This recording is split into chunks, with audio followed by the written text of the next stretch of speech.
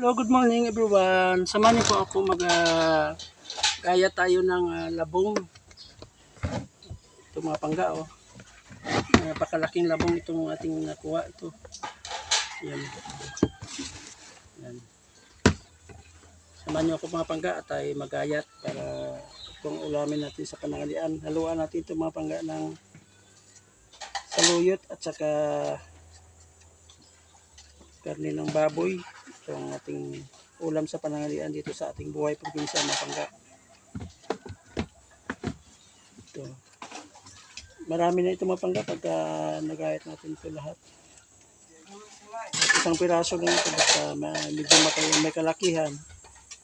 Ay sapat na ito sa ating ulam ngayong araw. Ito, napakaganda ito mga pangga kay preskong ating ating nakuha na labong. Tayo mismo personal na kumuha sa puno ng kawayan. Talagang make sure natin na talagang bagong kuha. Bagong kuha ko din sa puno ng kawayan ito mga pangga. Kailangan ng pagayat natin ito kanipis.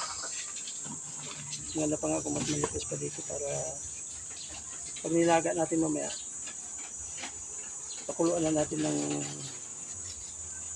bahagya at saka alisin yung tubig para yung pait ito ay doon masama. Ganun ang pagluto ng labong mapangga. Kaya thank you everyone sa inyong panonood.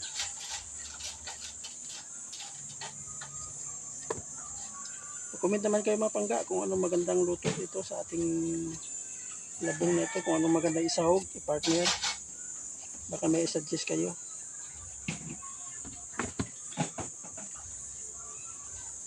Para kung ganun ay meron tayong ideya na meron pa kayong ideya na mas okay pa sa aking ideya na pagluto.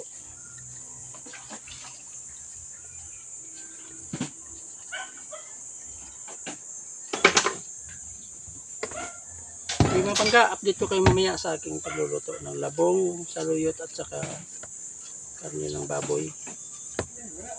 Thank you so much everyone. Bye bye. God bless us all.